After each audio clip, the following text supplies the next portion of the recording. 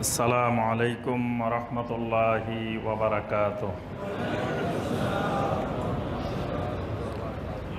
মানুষ, কোরআনে কারিমে আল্লাহ সুবহানাহু ওয়া তাআলা মানুষকে কেন্দ্র করে কোরআন নাজিল করেছেন, অর্থাৎ মানুষের জীবনের সাথে সম্পৃক্ত বিষয়গুলো নিয়েই কোরআন। এই জন্য কোরআনের অধিকাংশ জায়গায় আল্লাহ পাক সম্বোধন করছেন ইয়া আইয়ুহান নাস, হে দুনিয়ার সকল মানুষ। কাদ জাআতকুম মাউইযাতুম মির রাব্বিকুম, তোমাদের রবের পক্ষ থেকে তোমাদের নিকটে একটি উপদেশ বাণী এসে গেছে, একটি মাউইযা এসে গেছে। মাউইযা মানে যেটার ভিতরে ওয়াজ আছে। কার ওয়াজ? আল্লাহ সুবহানাহু ওয়া তাআলার ওয়াজ। আল্লাহ পাক বলতেছে তোমাদের রবের পক্ষ থেকে তোমাদের কাছে একটা মাউইযা আসছে, একটা ওয়াজ আসছে। সেই ওয়াজের নাম হলো কোরআন। ওয়া শিফাউল লিমা ফিস সুদূর, আর যেটা আসছে এটার আরেকটা বৈশিষ্ট্য হলো এটা শেফা। কিসের শেফা? লিমা ফিস সুদূর, অন্তরের মধ্যে যতগুলা রোগ আছে এই সকল রোগের শেফা। এটা শরীরের রোগের শেফা না। শরীরের রোগের শেফা মনে করে আবার ডাক্তারি চিকিৎসা সব বাদ দিয়ে কোরআনকে তাবিজ বানায়, কোরআনকে তারপরে প্লেটে লিখে কোরআনকে দিয়েই শুরু করে দিলেন। হার্টের চিকিৎসা, জন্ডিসের চিকিৎসা, যত রোগ আছে সব রোগের চিকিৎসা। আল্লাহ বলছেন ওয়া নুনাজ্জিলু মিনাল কোরআন মা হুয়া শিফাউ ওয়া রাহমাতুল লিল মুমিনিন। আল্লাহ পাক বলছে আমি কোরআন নাজিল করছি শেফা।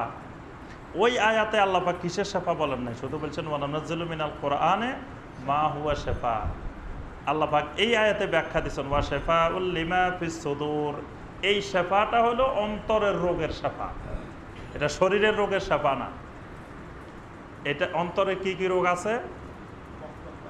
অন্তরের কয়েকটা বড় বড় রোগের নাম বলেন। হ্যাঁ, একটা হলো নেফাক, কুফর, তারপরে জাইগ। জাইগ মানে বক্রতা, অন্তর বাঁকা হয়ে যাওয়া।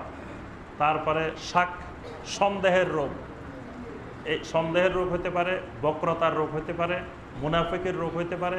এরকম অসংখ্য রোগ অন্তরের ভিতরে তৈরি হয়। এই রোগগুলোর শেফা হইল কোরআন। মানে কোরআন যত পড়বেন, তেলাওয়াত করবেন, অর্থ বুঝবেন, তাফসির শুনবেন, তাফসির পড়বেন, তত দেখবেন যে অন্তরের ওই রোগগুলা দূর হবে। আপনার আমার মনে অসংখ্য প্রশ্ন, অসংখ্য জিনিস কিন্তু অন্তরের মধ্যে জমা হয়ে আছে, মুনাফিকি জমা হয়ে আছে। তারপরে অনেক আপনার সন্দেহের রোগ অন্তরের মধ্যে দানা বেঁধে আছে, অনেক বক্রতার রোগ। বক্রতার রোগে যাকে ধরছে দেখবেন যে আপনি বলবেন সোজা কথা, সে বলবো বাঁকা কথা। দেখবেন যে দিনের ব্যাপারে আপনি বলবেন কোরআনের কথা, আপনি বলবেন হাদিসের কথা, সে বলবো মুরব্বির কথা, সে বলবো ইমামের কথা, সে বলবো পীর সাহেবের কথা। মানে সবসময় বাঁকা বাঁকা কথা, সোজা কথা বলবে না। এটা একটা বড় ধরনের রোগ, এটা হলো জাইগ। আল্লাহ পাক শিখাইছেন রাব্বানা লা তুজিগ কুলুবানা বা'দা ইয হাদাইতানা, হে আল্লাহ হেদায়েত দেওয়ার পরে আমাদের অন্তরগুলোকে বাঁকা করে দিও না, বক্রতা তৈরি করে দিও না অন্তরে। এটা বড় রোগ। এই রোগগুলোর জন্য শেফা হলো কোরআন। ওয়া হুদা ওয়া রাহমাতুল লিল মুমিনিন, এই কোরআন মুমিনদের জন্য হুদা। হুদা মানে হেদায়েত। তাহলে হেদায়েত আছে কোথায়? কোরআনের মধ্যে হেদায়েত আছে। এখন যে জাতি কোরআন থেকে যত দূরে, সেই জাতি হেদায়েত থেকে তত দূরে। ওয়া রাহমাতুল লিল মুমিনিন, এটা মুমিনদের জন্য রহমত স্বরূপ। সুবহানাল্লাহ, মুমিনদের জন্য কোরআন বড় রহমত। কুল বিফাদলিল্লাহি ওয়া বিরহমাতিহি ফাবিযালিকা ফালিয়াফরাহু ওয়া খায়রুম মিম্মা ইয়াজমাউন।